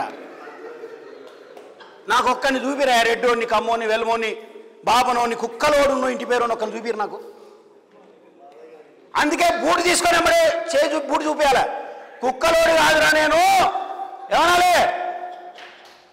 పులివాన్ని, సింహవాన్ని అనాలి. సింహాల పెళ్లి పిలుపని పెట్టాలి ఉల్టా, అంతే కదా. పులి వాళ్ళ ఇంటి పిలుపు, పెళ్లి పిలుపు. ఎందుకురా? నాకు ఈ ఇజ్జతు లేని పేరు నాకెందుకు? అందుకే నేను చెప్తా, మన వాళ్ళకు డప్పులు కొట్టుడు మానేయుండి, చెప్పులు కుట్టుడు మానేయుండి. ఈ డప్పులు చెప్పులు బువ్వ పెట్టవు మనకు. నాకు ఎవరన్నా ఉంటే చూపించండి, వేరే ఉద్దేశం ఏం లేదు. నేను కూడా కొత్త రేపటి నుంచి డప్పు, హైకోర్టు గీకోర్టు అంత బంద్ పెట్టి, కోటి గీట అంత పక్కకు నూకి నేను కూడా డప్పు తీసుకొని వస్తాను. నాకు కూడా వస్తాయి. డప్పు కొట్టి ₹1 కోటి సంపాదించడం ఒక్కరిని చూపిరు నాకు. ఎందుకు రామరా డప్పులు మనకు? బజార్లో తీసుకొచ్చి పలగొట్టి కిరసనాయలు పోసి నిప్పి పెట్టాలి. ఏమన్నారు మరి? The great revolution of this country is the Constitution of India. మీ ఇంట్లో భారత రాజ్యాంగం ఉండాలి. నీ పిల్లగానికి డబ్బు కాదు ఇవ్వాల్సింది. ఏమి ఇవ్వాలి? నిన్ను ఈ దేశానికి ఒక ఐఏఎస్ ఆఫీసర్ను చేయగలిగిన భారత రాజ్యాంగాన్ని ఇవ్వాలి. అసలు భారత రాజ్యాంగం మన ఇంట్లోనే లేదుగా. ఫస్ట్ పెద్ద పెద్ద నాయకుల నీళ్ళ భారత రాజ్యాంగాలు ఉండవు. ఇంట్లో దేవుని గుడి ఉంటుంది. నాకు చాలామంది తెలుసు మన నాయకులు ఇంట్లో దేవుని గుడి ఉంటుంది. నేను అయిపోయి అడిగి ఏందన్నా గుడి ఉంది అంటే మా భార్య కోసం తమ్మి. అరే ఫాగల్, నీ భార్యను మార్చలేనోని మొత్తం సమాజాన్ని ఉద్ధరిస్తావా నువ్వు? ఇంకా కేల్కాసం దుకాణం మంది ఇంట్లో పోయాగానే అయిపోతుంది నా పని. ఎంత దుర్మార్గం నడుస్తుంది ఈ దేశంలో మిత్రులారా. అందుకే టైం చూడు తమ్ముడు, నాకు కొద్దిగా వాటర్ అన్న నేనేందా? ఓకే, 2-3 ముచ్చట్లు చెప్పి నేను ముగించేస్తాను కొద్దిగాని. అందుకే ఫస్టే చెప్పిన, మీరు పెట్టింది పెద్ద సబ్జెక్ట్. ఇది ఒక డే లాంగ్ పెట్టాల కథ ఇది. అమ్మాయింది అక్క దావతు పోతే కూర్చోవా? వద్దంటాడా ఎవడన్నా? దావతు పోతే వద్దంటాడా చెప్పి? పెళ్ళి 10ంటికి 9:30కే పోయి కూర్చుంటాడు ఆడ.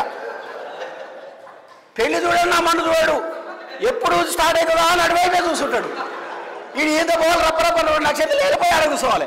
అది ఒక పూట కాదు, ఒక రోజు మొత్తం నడిచినా సపోర్ట్ చేయడు. మళ్ళీ ఒక పూట పోయి మళ్ళీ 2వ పూట కూడా వస్తాడు అవసరం అయిపోతే. ఈ రేవంత్ రెడ్డి వస్తుంటాడు. అదే వాడు ఎక్కడ పోయినారో మళ్ళీ కాంగ్రెస్లో పోయినా అందరూ వచ్చిరో లేరో చూసేస్తాను పోయినా అంటాడు కాంగ్రెస్లకు. ఎందుకంటే ఆయన ఫస్ట్ బీజేపీ, తర్వాత టీఆర్ఎస్, ఆ తర్వాత టీడీపీ, మళ్ళీ ఇప్పుడు కాంగ్రెస్. కానీ వాళ్ళు ఎప్పుడు మనకు లీడర్లే, ఎప్పుడు మనకు పాలకులే. పాపం ఈయన ఎన్నేళ్ళు అయిందో కమ్యూనిస్ట్ పార్టీలో పనిచేయబట్టి. ఈయన మనం లీడర్గా గుర్తించాం.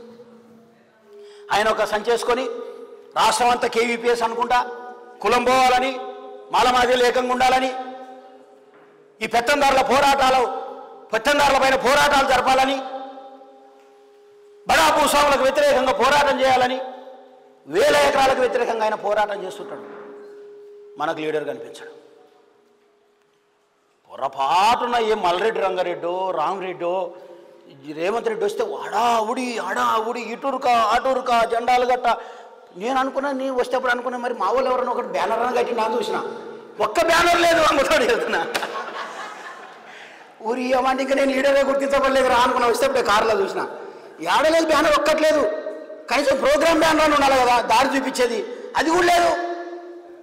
అంటే మనం ఇంకా లీడర్లుగా గుర్తించబడేటటువంటి పరిస్థితుల్లో ఉన్నాం. అది మన తప్పు కాదు. That is the state of the society.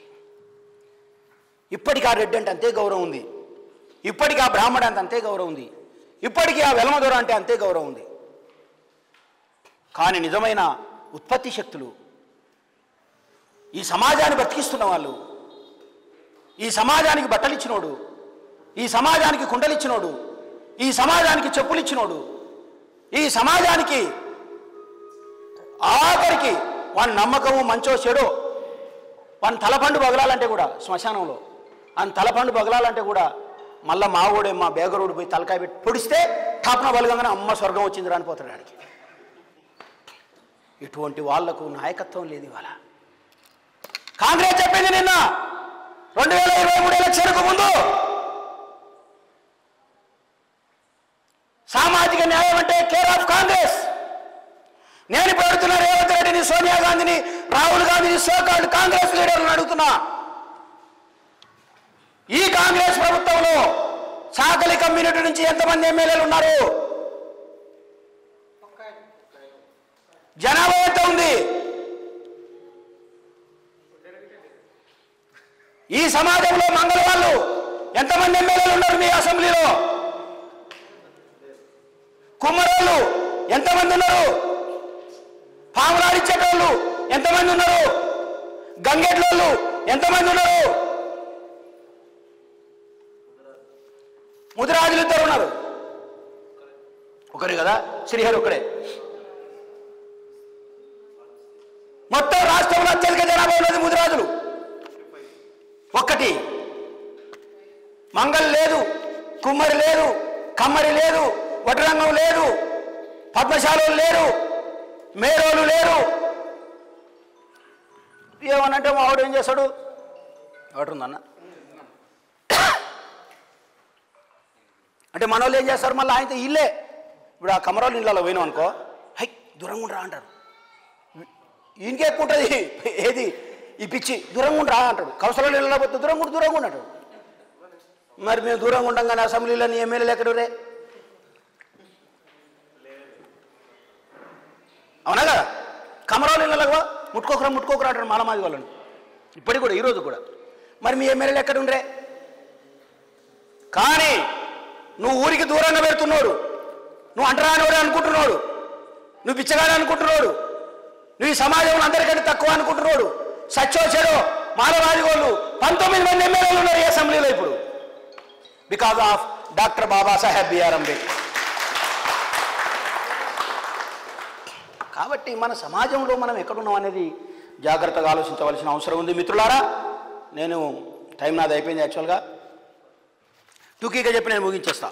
Number 1, మనుధర్మశాస్త్రం మనకిస్తున్న అంశాలు. ఇన్సల్ట్, ఇప్పుడు నేను చెప్పింది ఏంటి? ఇన్సల్ట్. Number 2, injury. ఒకవేళ వాళ్ళు ఇన్సల్ట్ చేసినా లొంగలేదనుకో ఏం చేయాలా? ఇంజురీ చేయాలా, పనిష్మెంట్ ఇవ్వాలి వానికి. ఎట్లాంటి పనిష్మెంట్ ఇవ్వాలి?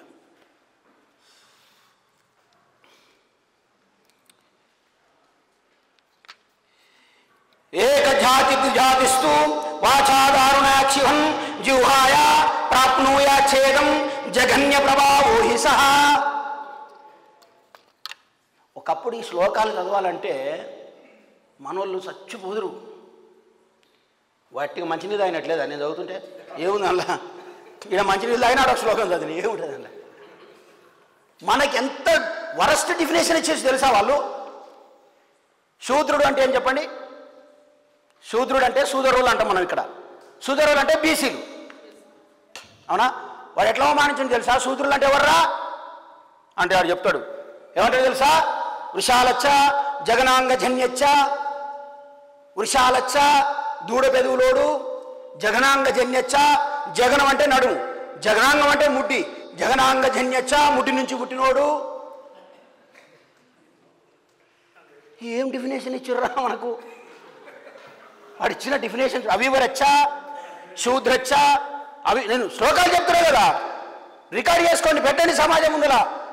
లేదంటే నా ముందరికి రమ్మనండి, నేను చూపిస్తా కాగితం, డాక్యుమెంటరీ ఎవిడెన్స్. శూద్రచ్చ శూద్రుడేవాడు, అవివరచ్చ నల్లగుండేటోడు, వృషాలచ్చ దూడపెదువులోడు, జగనాంగ జన్యచ్చ ముడి నుంచి పుట్టినోడు. మరి బ్రాహ్మడు ఉత్తమాంగోద్భవ శరీరం, శరీరంలో అన్నిటికంటే ఉత్తమాంగోద్భవ, అన్నిటికంటే ఉత్తమైంది తలకాయ. ఈ తలకాయ నుంచి ఎవడైతే పుడతాడో వాడు బ్రాహ్మడు. వానికేం డెఫినేషన్ ఇచ్చుకుండు, మనకేం డెఫినేషన్ ఇచ్చిండు?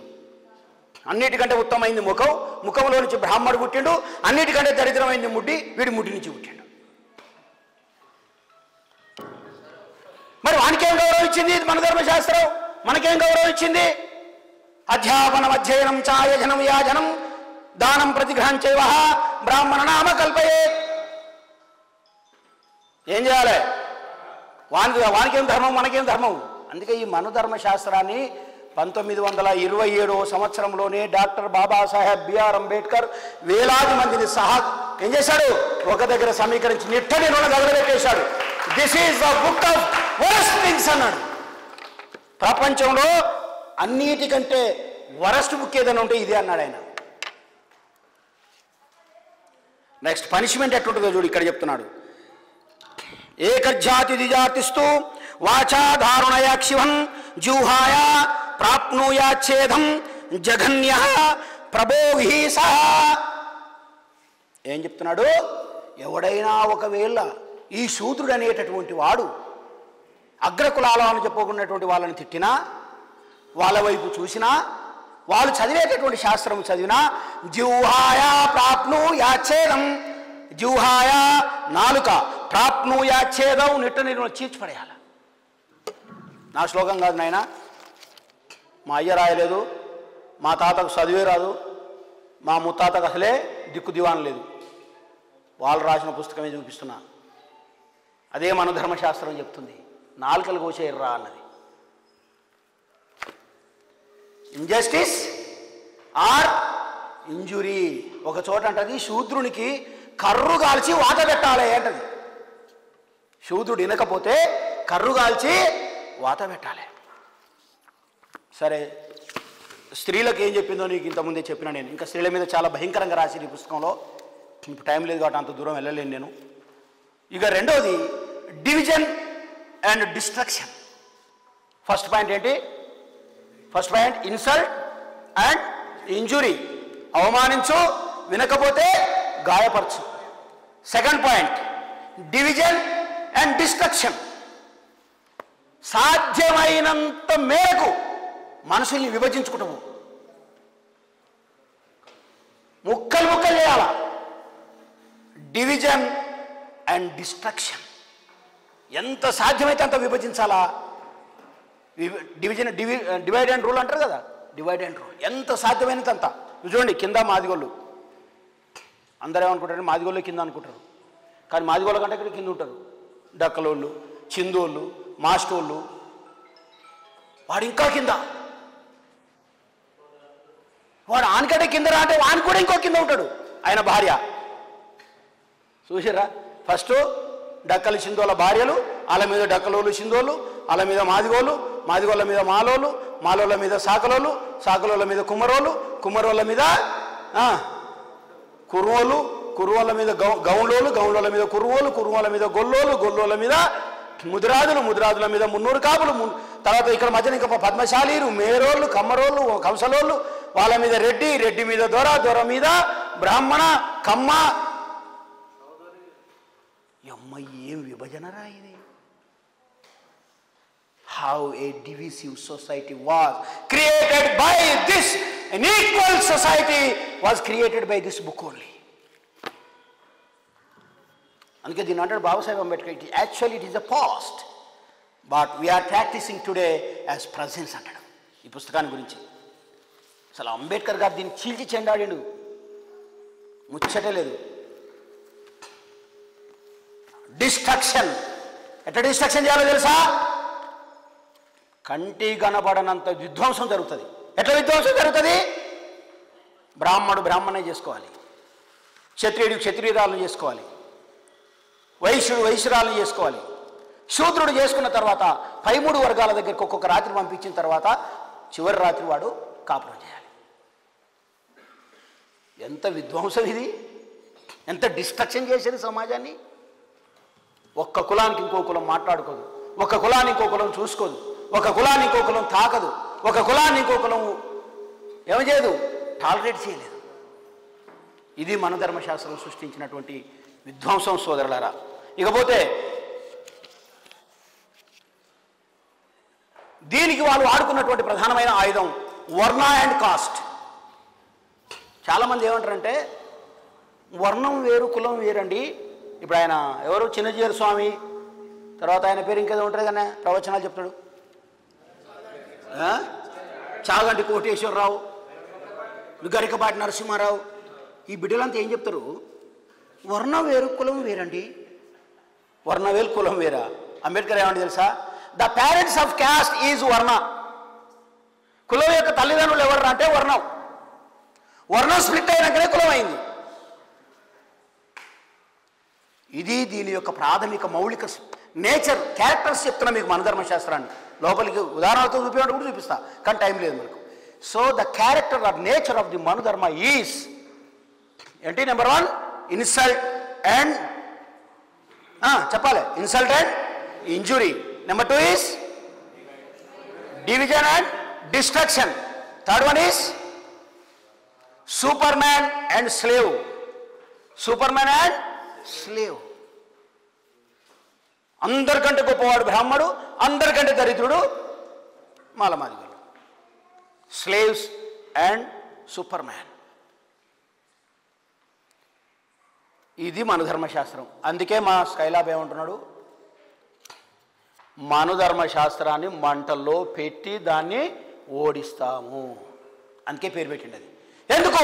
మన ధర్మశాస్త్రం అంటే విధ్వంసం, మన ధర్మశాస్త్రం అంటే అన్యాయం, మన ధర్మశాస్త్రం అంటే అవమానం, మన ధర్మశాస్త్రం అంటే విభజన, మన ధర్మశాస్త్రం అంటే విధ్వంసం, మన ధర్మశాస్త్రం అంటే గాయపరచడం, మన ధర్మశాస్త్రం అంటే సర్వ మానవాళి ఒకటి ఒకరు చూసుకోకుండా కలుసుకోకుండా మానవీయ విలువలతో బతకడం.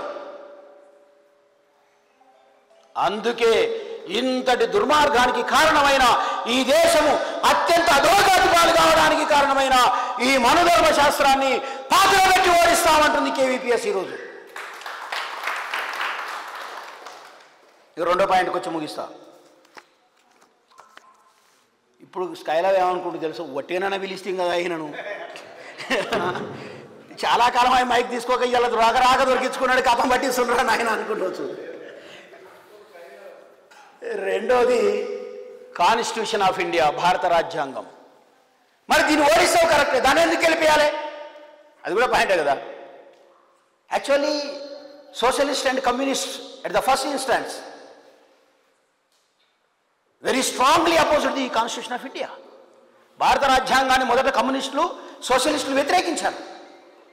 తర్వాత దాన్ని అర్థం చేసుకోవడం మొదలుపెట్టారు. ఎందుకు కమ్యూనిస్టులు ఓడించారు? రీజన్స్ ఉన్నాయి. వాళ్ళే ఒట్టిగానే అనలేదు, దానికి కారణాలు చెప్పారు. It is a parliamentary democracy. India such a country cannot implement the parliamentary democracy అని వాళ్ళు వ్యతిరేకించారు. మరి అభిమానించారు కూడా. ఎందుకు అభిమానించారు? దానికి కూడా కారణం ఉంది. ఒకవేళ భారత రాజ్యాంగం సరిగ్గా ఇంప్లిమెంట్ అయితే ఈ దేశంలో ఉన్న జాతీయ వనరులన్నీ కూడా, ఈ దేశంలో ఉన్న రోడ్లు, ఈ దేశంలో ఉన్న నదులు, ఈ దేశంలో ఉన్న సంపద, ఈ దేశంలో ఉన్న పంటలు, ఈ దేశంలో ఉన్న ఆస్తులన్నీ జాతీయం చేయొచ్చు. కాబట్టి మరి భారత రాజ్యాంగాన్ని ఎందుకు కాపాడుకోవాలి మనం? ఆయన రాసిండు, ఆయన భారత రాజ్యాంగాన్ని గెలిపిస్తాం, వట్టి కూడా కాదు. భారత రాజ్యాంగాన్ని ఎందుకు గెలిపించాలో చదివి నేను ముగించేసి అయిపోయింది.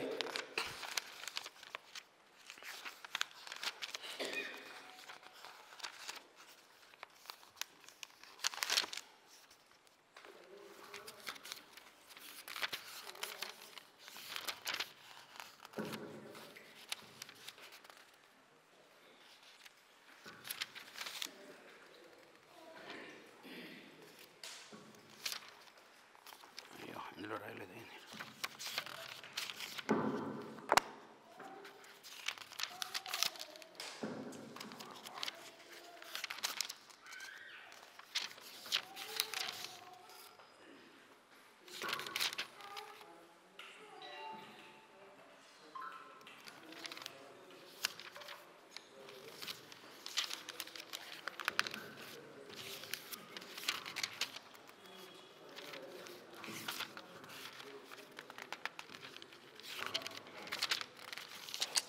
ఇందులో లేనట్టుంది.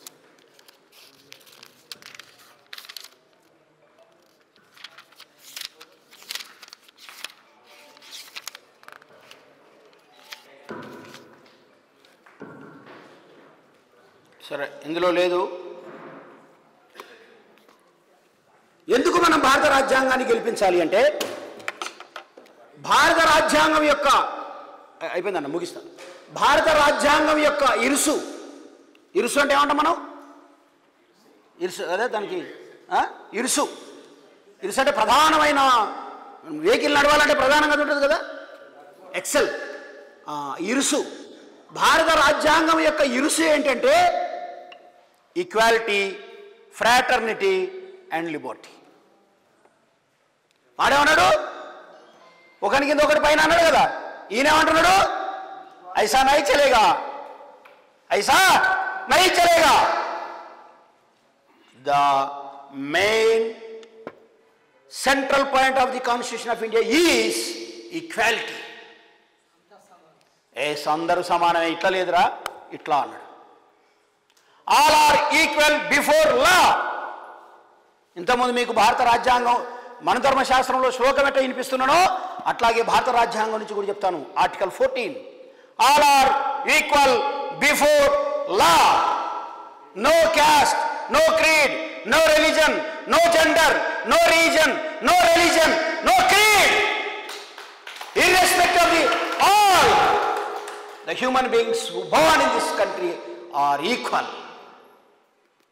అందుకే భారత రాజ్యాంగాన్ని కాపాడుకోవాలి. నువ్వు ఈక్వాలిటీ కోరుకుంటావా, లేకపోతే ఇంతకుముందు అక్కడ చెప్పినట్టు కింది నుంచి పైకి కోరుకుంటావా?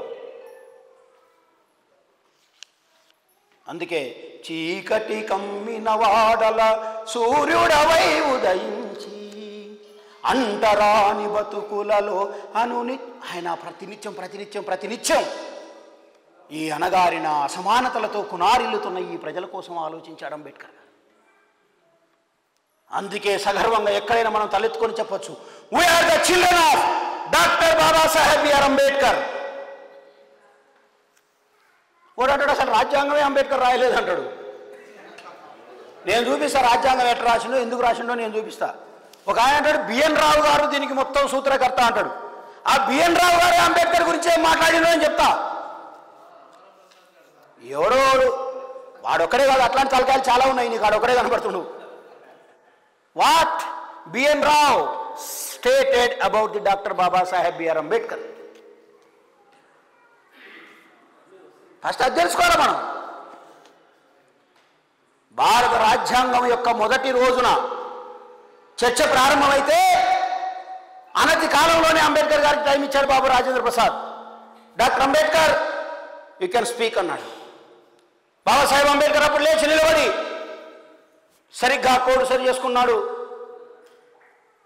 ఆయన అంటాడు, I am not expected that the honourable president may call me. ఈ ప్రెసిడెంట్ ఈరోజు నన్ను మాట్లాడమంటాను నేను అనుకోలే. Because so many seniors are there. తలకాయలు చాలా ఉన్నాయి ముందర. పండిట్ జవహర్లాల్ నెహ్రూ, వల్లభాయ్ పటేల్, పండిత వల్లభ పంత్, ఇంకా హెచ్జే కామత్, జయాకర్, ఎంతమంది చాలా ఉన్నాయి తలకాయలు ముందర. వాళ్ళు మేము పెద్దోళ్ళం అనుకుంటారు, స్వతంత్రమే మేము తీసుకొచ్చాం అనుకుంటారు. వాళ్ళు మాట్లాడినాక ఎప్పుడో వస్తుంది అనుకున్నాడు అంబేద్కర్ గారు. కానీ వాళ్ళలో చర్చ చూస్తే ఉత్తదే బసే ఓనికి లేదు, ఒక్కని మాట్లాడరాట్లే. ఈ రాజేంద్ర ప్రసాద్ చూసి అంబేద్కర్ గారు నువ్వు అన్న మాట్లాడవా అన్నాడు. అవకాశం నీ కాళ్ళ కాడికి రావాలి. ఇటు పోయి పటేల్ కనిలోడి, సార్ కొద్దిగా ఎంపీటీసీ జర చూడు సార్. ఎంపీటీసీ నీకు బిచ్చవా ఎత్తుకునేది? నువ్వు బిచ్చగానివా? జాతి చూడు, సమాజ్ చూడు, జాతి చూడు, సమాజ్ చూడు.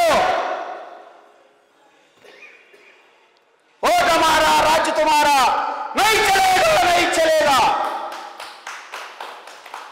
బహుజనులు మెజారిటేరియన్ పీపుల్ ఈ దేశాన్ని పరిపాలించాలా. ఎస్, అందుకే అంబేద్కర్ అన్నాడు, I want to see you as the ruling class.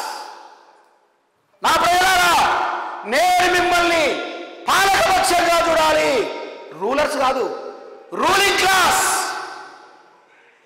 మిమ్మల్ని పాలకులుగా చూస్తా అంటే వీడు బిచ్చగాన్లాగా చిప్పబట్టుకొని ఎంపీటీసీ, సర్పంచ్ ఇవ్వు, వార్డు మెంబర్ ఇవ్వు. అరే క్యా భయ్, క్యా సోచ్ రహే తుమ్? వాడెవడు అనిపించని తీసుకుపోయి ఎలా కలిపి కాంగ్రెస్లో కలిపి టికెట్ కావాలంటే వాడు ఆల్రెడీ ఎమ్మెల్యే. బిడ్డను ఎంపీ చేస్తానికి ఉన్నది పోగొట్టుకుని ఉండదు చూడు. కొన్న నాలుగు మంది వేస్తే ఉన్న నాలుగు ఊసిపోయిందట. ఇది మన నాయకుల పనితీరు. ఇది ప్రజాస్వామ్యం అపహాస్యం కాబడుతుంది ఈ దేశంలో.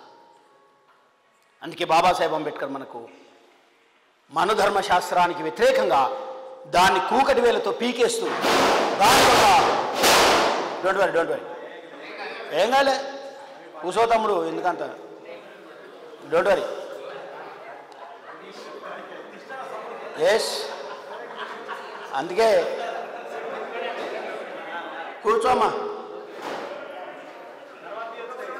ఉండాలి తల్లి. ఎక్కడో చెప్తున్నా, నేను ఎక్కడో మర్చిపోయినా, మళ్ళీ టైం అయిపోతుంది.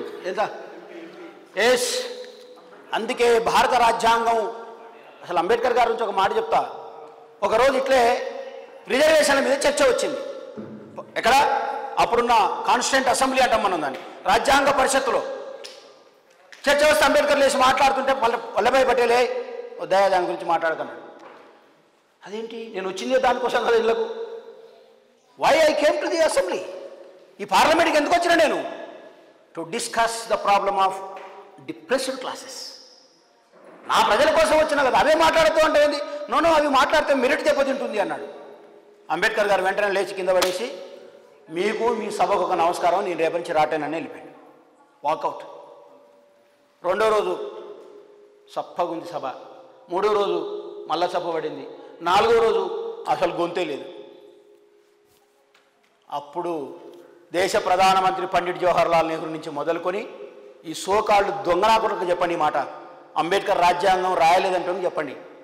ఎక్కడికాంచి ప్రధానమంత్రి నుంచి మొదలు పెట్టుకొని సాధారణ సభ్యుడి దాకా అంబేద్కర్ గారి ఇంటికి పోయి, అయ్యా నువ్వు లేకపోతే అసెంబ్లీ పార్లమెంటు మూగబోయింది. There is no silver tongue in our parliament to listen. తాత గొంతెత్తి గర్జించినా ఆ పార్లమెంట్లో. అందుకు మన సగర్వంగా ఆయన అంబేద్కరిస్టులు అని చెప్పుకోవాలి. అందుకు నువ్వేం పెట్టాలనుకుంటున్నావు పెట్టు, కానీ నువ్వు పార్లమెంట్కి రమ్మన్నావు.